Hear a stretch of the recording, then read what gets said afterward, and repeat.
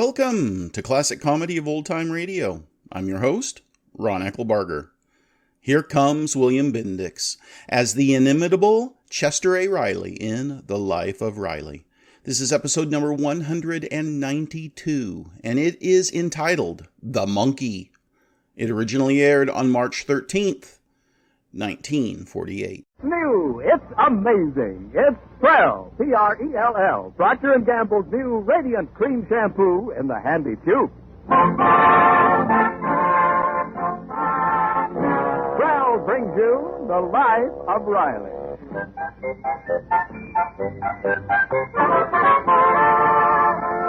Prell, the shampoo that removes unsightly dandruff in as little as 3 minutes and leaves hair radiantly clean, radiantly lovely, presents The Life of Riley, with William Bendix as Riley.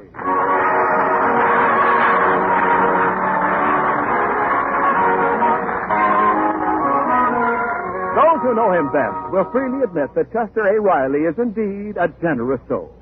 Nothing brings Riley greater pleasure than the act of giving. Not sordid things like money, but something more precious. Advice.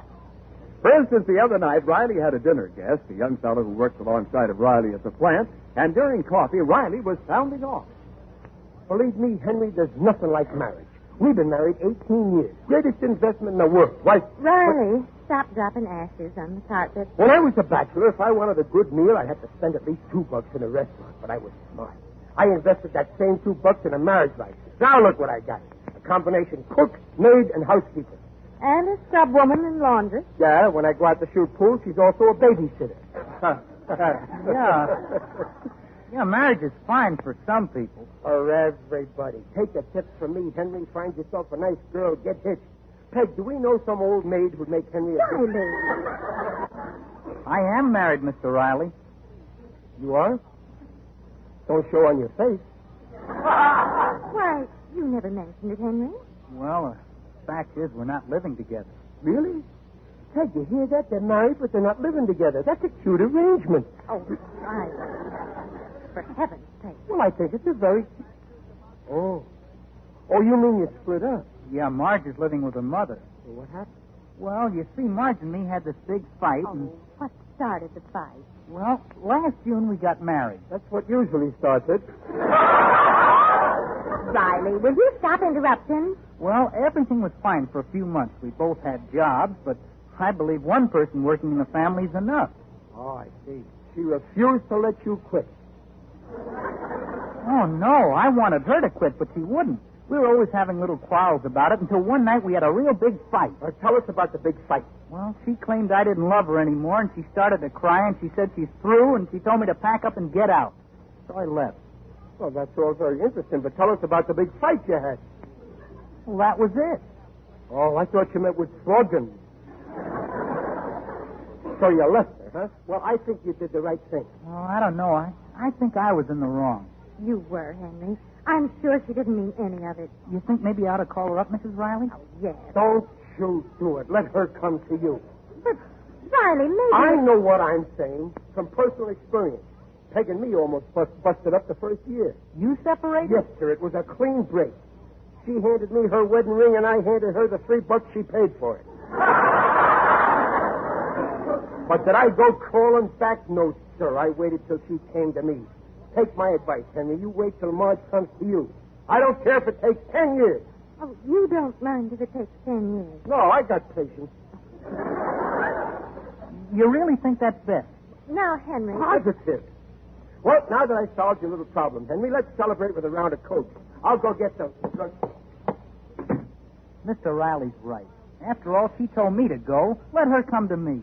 Henry, before you make up your mind, maybe I better tell you what really happened with us. You know, sometimes Riley forgets things he doesn't want to remember. You mean it wasn't like he said? Well, not exactly. He was... Well, I'll tell you the whole thing from the beginning. It was just a few weeks before our first anniversary. We had a little two-room apartment in Brooklyn, and this particular Saturday night we were doing the dishes. I was washing and Riley was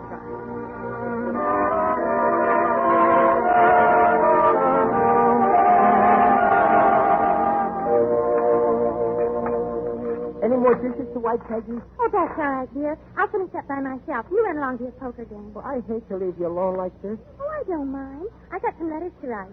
I haven't written to Papa in weeks. Oh, when's the old buzzard coming back from Brazil?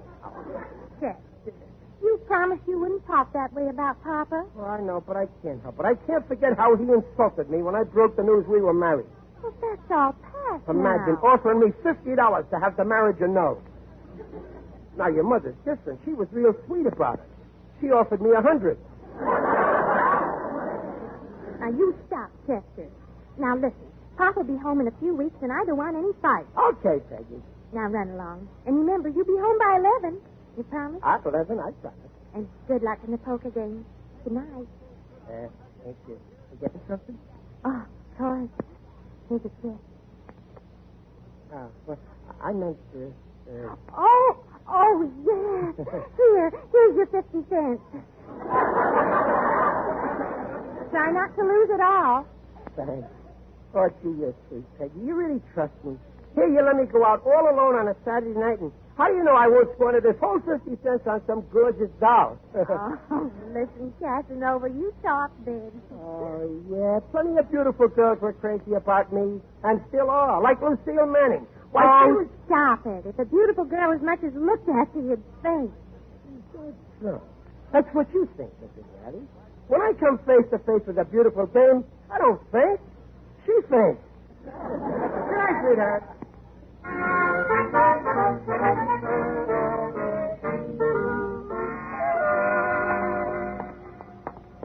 Well, here's where I leave you, Gillis. So long, Riley. Great little session we had tonight. Yeah, it's a great game. Why are you so jumpy, Riley? Oh, nothing. What time is it? 5 o'clock. 5 o'clock. Holy smoke, I promised Peg I'd be home by 11. So what? You still got 6 more rounds.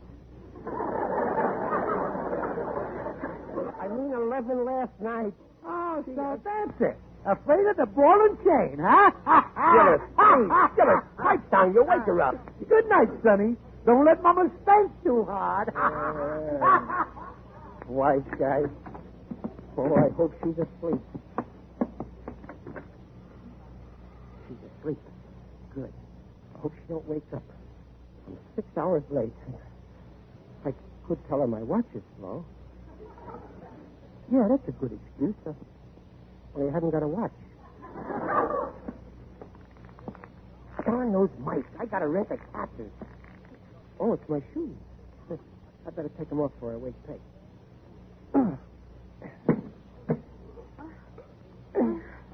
Who's that? Oh, it's you, dear. Yeah, go back to sleep. Why, it's light out. What time is it? Time? Oh, it's about 5. 5? Yeah. What in the world did you get up at this hour for? Get up. And you're all dressed. Where are you going? Going? I'm just coming. Yeah.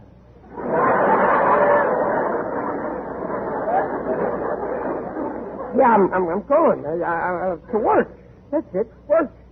Hi-ho, hi-ho. Off to work we go. Oh, but Chester, it's Sunday. Yeah, but, well, I got a special job to do. Oh, that's awful, dear. Why didn't you tell me last night? Well, it just came up. Goodbye, Peggy.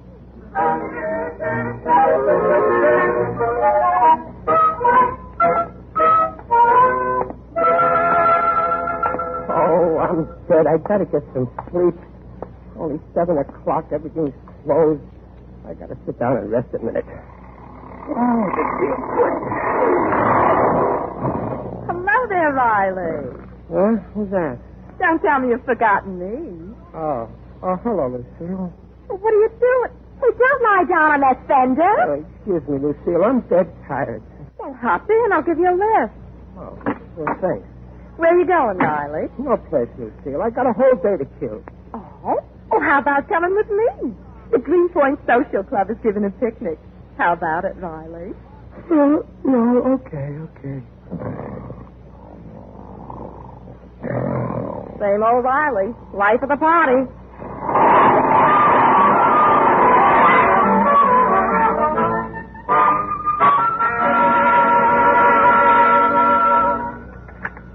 Hello?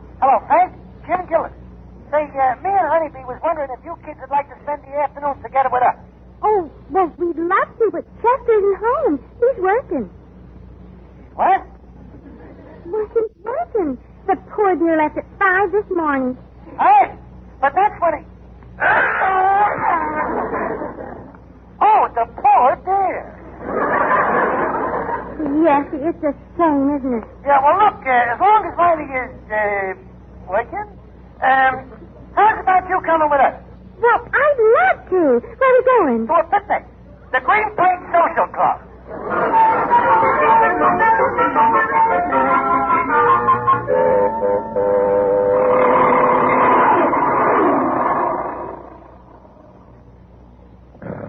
Well, we're here. Riley, we're here. Wake up. Where am I? At the picnic. I'm Lucille, remember? Lucille! What am I? You kidnapped me. What? Come on, Riley. Let's get out of the car. Why don't you try to kiss me? I'm married. Why, you conceited ape. You don't think I brought you out here because of your fatal charm. Oh, you mean you don't care for me that way? I don't care for you anyway. I happen to be meeting my boyfriend here. I'll see you around. Okay. I think I'll go over to that clump of trees and stretch out and take a snooze.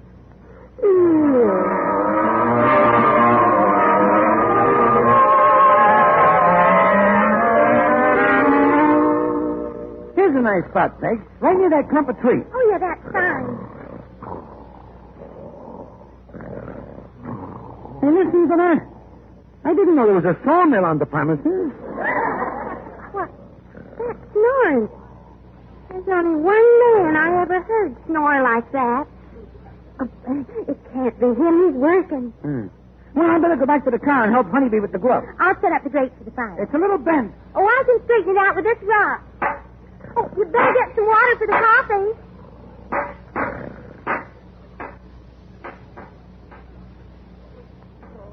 Well, what's that? What? Who's hammering like... Oh, that dame over there. A guy can't take a nap without some dame blasting his head off. Hey, you cut the noise. Listen, lady, what guy make you... Who's hammering like... Oh, that dame over there. A guy can't take a nap without some dame blasting his head off. Hey, you cut the noise. Listen, lady, what guy make you...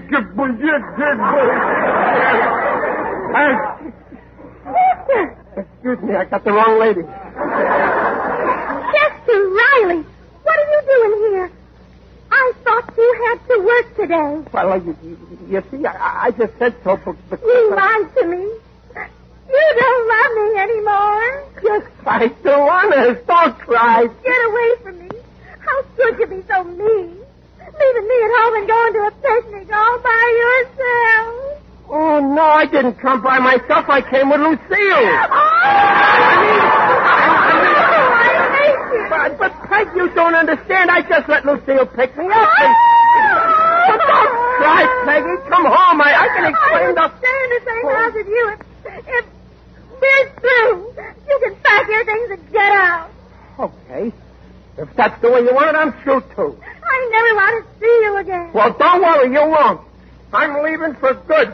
I'll show you. I'm going home to my mother.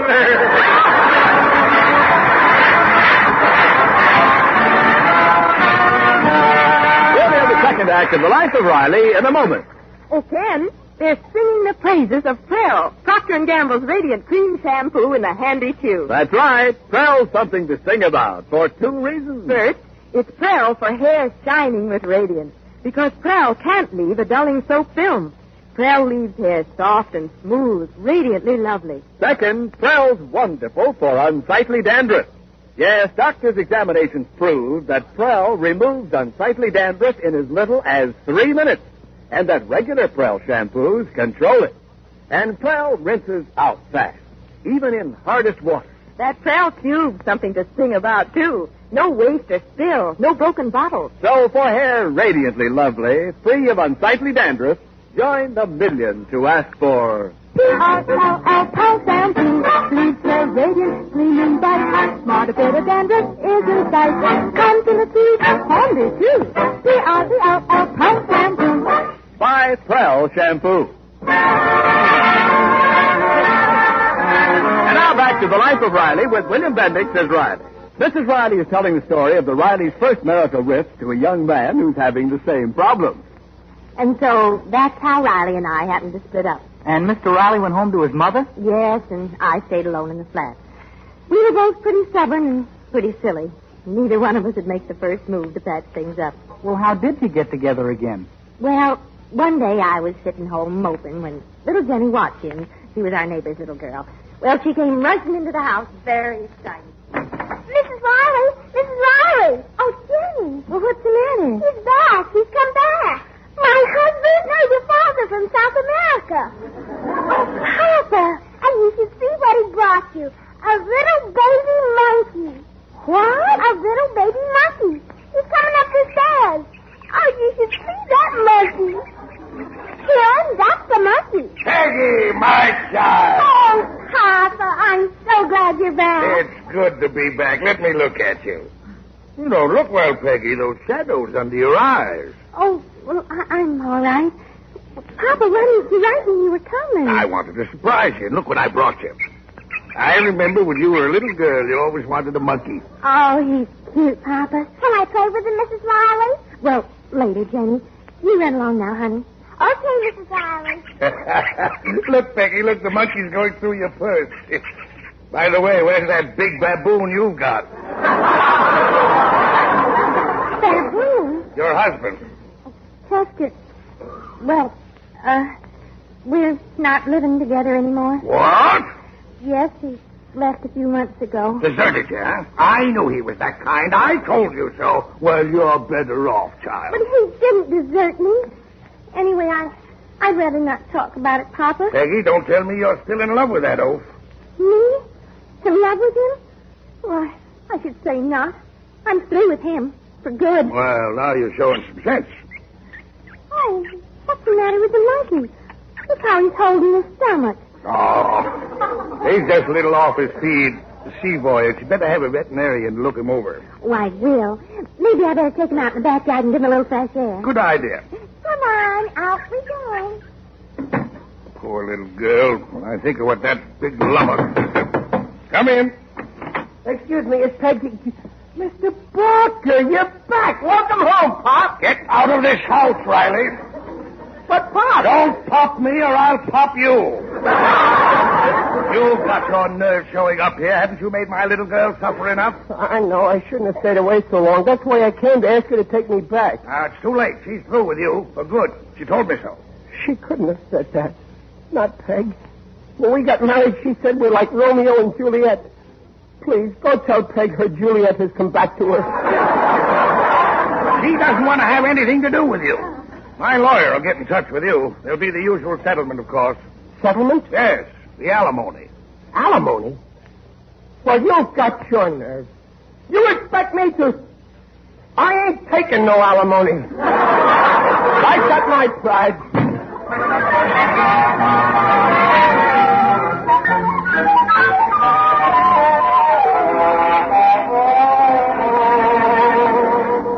Oh, what a mess. Without Peg, my life is finished. I might as well say goodbye to this world. Oh, there, Riley. Can I drop you anywhere? Who's that? It is I, Digby O'Dell, the friendly undertaker. Greetings, Riley. You're looking fine. For you. Well, I feel terrible, Digger. My spirits is very low. Spirit? That's odd. I've just come from a spiritualist seance. We all sat around the table. The medium placed a box on the table. Then the box rose into the air and moved out of the room by itself. Yeah, well, how did they do that? I wish I knew. If I were able to do that, I could lay off 6 men. Why so perturbed, Riley? Well, me and my wife, we had a misunderstanding. Oh, what a pity. Misunderstandings are the gophers in the garden of love. And like gophers, they dig the ground from under your feet. But here I am talking shop. Riley, patch up this rift with your dear spouse. Well, it's too late. Besides, I got my pride. Nonsense. Plead for forgiveness. Come, I'll drive you there in my vehicle. No, I'll die first. In this case, that won't be necessary. Slide in.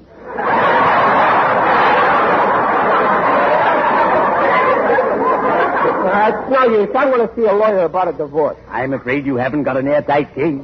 And I know an airtight case when I see one. But Riley, I implore you, don't give up the ship of matrimony. Pour connubial kerosene on the flame of your love. Go home. Okay, I'll give her one more chance. Now you're talking sense. And I'm so proud. You're the third person I've straightened out today.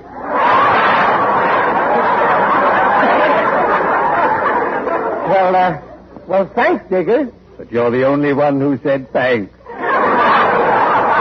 Well, cheerio. I'd better be shoveling off.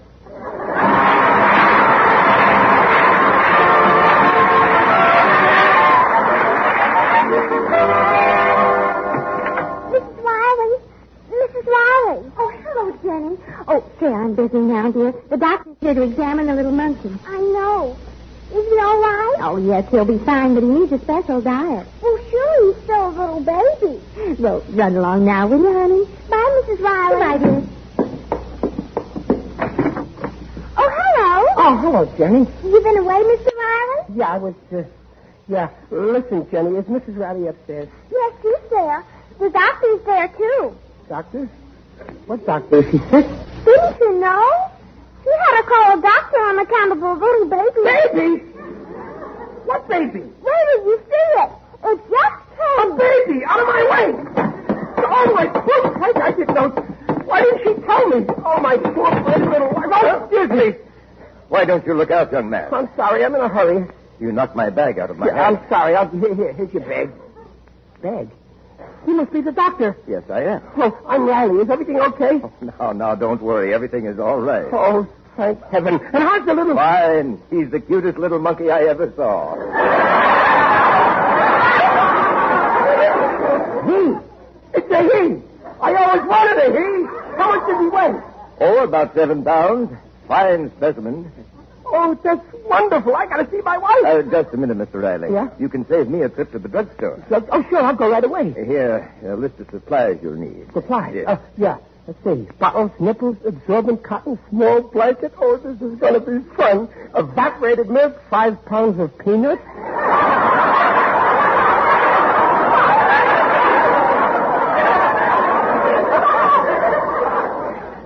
4 dozen bananas? Yes, for his diet. Boy, he must be some specimen. Doc, Yes. This next item, there must be a mistake. A box of flea powder? Yes, naturally, to stop him from scratching. Scratching? Well, after all, there's a lot of hair on his chest. Just like me! Oh, I wouldn't say he was just like... Well, maybe you're right. Get those things immediately. Yes, sir. Right away. Thanks for everything, Doc. Thanks. Well, good night. Good night, Doc. Oh, I'm a father. I can't believe it yet. Hey, Gillis, come here. Riley, what are you doing here? You packed things up with Peg? Gillis, congratulate me. I just gave birth to a son. What? Why, I mean, Peg did. You're kidding. No, honest, the doc just left. But I didn't know. I seen her yesterday. She didn't say she was... Well, I didn't know either. She kept it a secret. Ain't she clever? I'll say she is. Hey, this calls for a celebration. Well, you betcha. I'm a father. Here, have a puff off of my cigar. What is it, a he or a she? Well, it's a he, of course. I wouldn't have no she. Oh, he's a fine specimen. Can I have a look at him? We should. Come on. I ain't seen him myself yet. Now, we gotta be quiet, you know. Tiptoe. Peggy, sweetheart. Peggy, honey. Oh, little mother. Wait. Gillis, there's my son in that basket. Holy smoke! Riley, that's he looks just like me. Look at him, Jim. Look, now he's on top of the bureau.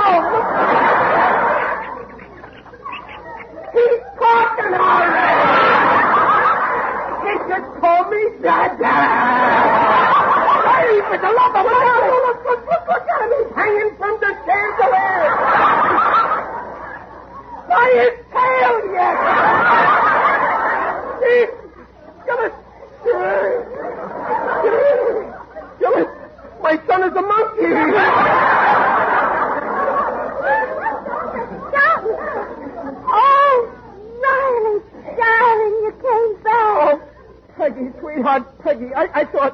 I didn't know. Everything will be all right now, dear. We'll never be separated again. I know, but, Peg, didn't you have a baby? A baby? Of course not. Then that monkey there ain't my son? What a revolting development this is.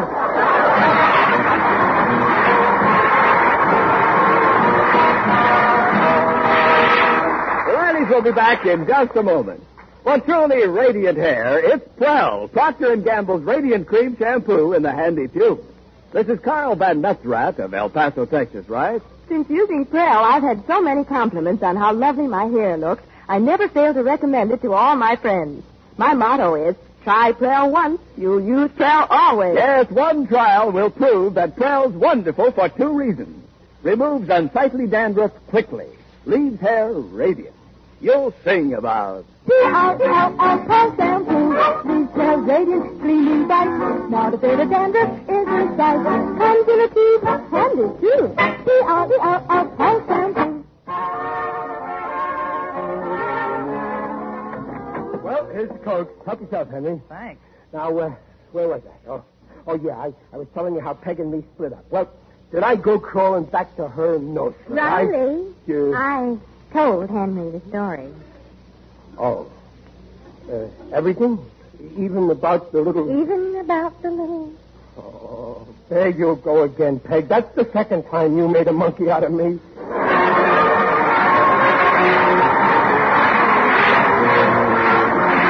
Procter & Gamble invites you to join us again next week to hear The Life of Riley with William Bendix as Riley. The script is by Reuben Ship and Alan Lipscott. Mrs. Riley is Paula Winslow. Digger Odell is John Brown. The Life of Riley is produced by Irving Brecker.